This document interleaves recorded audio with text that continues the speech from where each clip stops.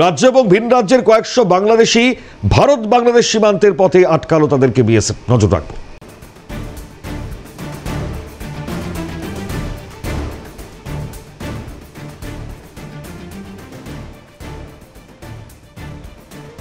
যে খবর জানাচ্ছি আপনাদেরকে,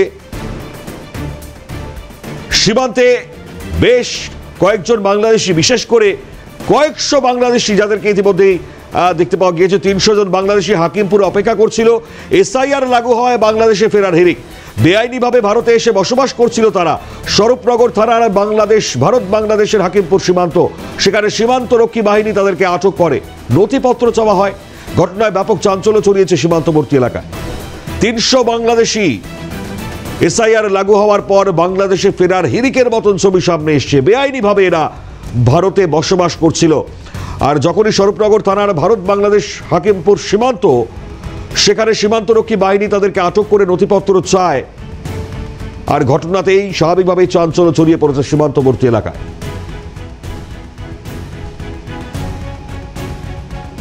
এরকম একাধিক বাংলাদেশি আটক হওয়ার খবর আমরা জানতে পারছি। লাগাতার এই ছবি দেখাচ্ছি আপনাদেরকে। এসআইআর লাগু হওয়ার পর বাংলাদেশে ফেরার হিড়িক, যারা বেআইনিভাবে ভারতে বসবাস করছিল তাদের ফিরে যাওয়ার ছবি লাগাতার আমরা দেখেছি। আর স্বরূপনগর অঞ্চলে বা বিশেষ করে যে সীমান্ত অঞ্চলগুলো রয়েছে, সেখানে লাগাতার এ ধরনের ঘটনা সামনে আসছে। আর ইতিমধ্যে এই ঘটনায় ব্যাপক চাঞ্চল্য ছড়িয়েছে, যেমনটা আপনাদেরকে জানাচ্ছিলাম। কয়েকশো বাংলাদেশিকে আটক করা হয়েছে, প্রায় 300-র কাছাকাছি সংখ্যাটা। হাকিমপুর, সেখানে তারা অপেক্ষা করছিল। আর এই ঘটনাতে চাঞ্চল্য তৈরি হচ্ছে এলাকায়। দেখাচ্ছি আপনাদেরকে সেই ছবি। শামীম মোল্লা টেলিফোন লাইনে জানিয়েছিলেন সকালে। আরো বিস্তারিত এই মুহূর্তে সরাসরি শামীমের থেকে জানবো। শামীম, যে ছবি আমরা দেখতে পাচ্ছি, সীমান্তে আটক করা হয়েছে প্রায় 300 জন কাছাকাছি সংখ্যাটা, কি বলা হচ্ছে আর তাদের তরফ থেকে?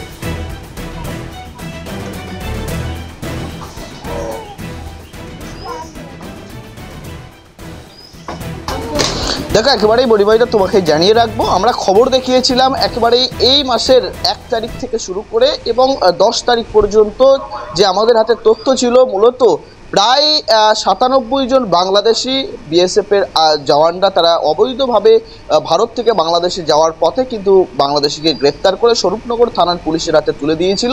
এবং মূলত তারপর থেকে কার্যত একেবারে এই ঘটনা সামনে আসলো। একেবারে যে ঘটনা সামনে এসছে, আজ সকালে প্রায় 300 জন বাংলাদেশি তারা কিন্তু একেবারেই এই স্বরূপনগর সীমান্তের যে হাকিমপুর চেকপোস্ট, এই হাকিমপুর চেকপোস্টের এখানে কিন্তু এসে উপস্থিত হয়েছেন। এরা কিন্তু অবৈধভাবে, যেটা জানা যাচ্ছে, অবৈধভাবে ভারতে এসেছিল এবং তারপরেই মূলত তারা বিভিন্ন রাজ্যের পরিচারিকার কাজ থেকে শুরু করে বিভিন্ন রকম কাজ তারা করতেন। এবং মূলত এই 300 জনের মধ্যে অনেকেই নারী, পুরুষ এবং শিশু রয়েছেন। তাদের বাড়ি মূলত বাংলাদেশের খুলনা, সাতক্ষীরা সহ একাধিক জেলায়।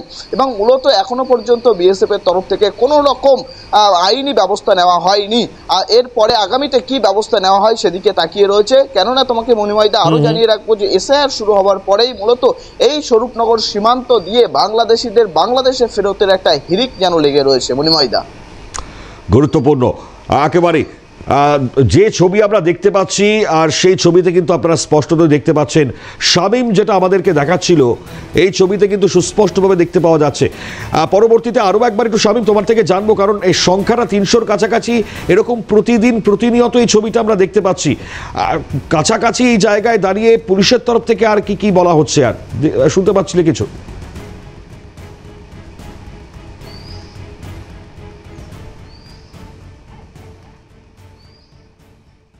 দেখো, একেবারেই এসআইআর আবহে রীতিমতো বাংলাদেশি যারা অবৈধভাবে ভারতে প্রবেশ করেছিল, বিভিন্ন রাজ্যে বসবাস করেছিল এবং তারা ভারতে কাজবাজ করতেন, এসআইআর চালু হওয়ার পরেই মূলত এই রাজ্য থেকে যে সমস্ত বাংলাদেশি ভোটার যারা বাংলাদেশি অবৈধভাবে ভারতে প্রবেশ করেছিল, তারা একে একে বাংলাদেশে একটা ফেরতের হিড়িক লেগে রয়েছে। কিন্তু অবৈধভাবে যারা ভারতে প্রবেশ করেছিল তারা কিন্তু অবৈধ উপায়েই ভারত থেকে বাংলাদেশে ফেরত যাওয়ার চেষ্টা করছেন।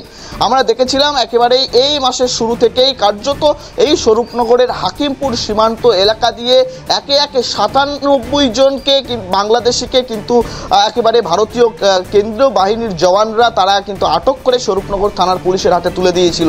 তারপরে আজ একেবারে সাত সকালে 300 জন বাংলাদেশি তারা হাকিমপুর সীমান্ত চেকপোস্টের এখানে তারা জড়ো হয়েছে। অধিকাংশ মানুষের কাছে নেই কোনো ভারতীয়। একদম একদম শামীম, তুমি নজরে রাখো গোটা পরিস্থিতি। আমি আপাতত ধন্যবাদ জানাই তোমাকে। শামীম মোল্লা আমাদের সঙ্গে ছিলেন, আমাদের প্রতিনিধি। এই মুহূর্তে যারা ভিড় জমিয়েছেন এই বাংলাদেশিরা, তারা সীমান্ত পারাপার করবেন বলে, অর্থাৎ বাংলাদেশ পৌঁছবেন, তার আগে আটকের খবর কি বলছেন তারা, শুনুন। সাতক্ষীরা জেলা। কোথায় থাকতেন? এদিকে কোথায় থাকতেন? আটঘর চিনার পাট। কি কাগজপত্র কিছু নেই? আধার কার্ড, আই কার্ড কিছু নেই? না, কিছু নেই। অবৈধভাবে থাকতেন? হ্যাঁ, আমরা এই মানে বাসা বাড়ি কাজ করি, এইভাবে মানে পেটের দায়, আমরা এবারে। বাড়ি কোথায়? বাংলাদেশের বাড়ি কোথায়? সাতক্ষীরা জেলা। এখন কোথায় যাবেন? বাংলাদেশে যাব, সাতক্ষীরা জেলা। নাম কি আপনার? সাবিনা পারভিন। আমার সাতক্ষীরা জেলা। কোথায় থাকতেন? এদিকে কোথায় থাকতেন? আটঘর চিনার পাট।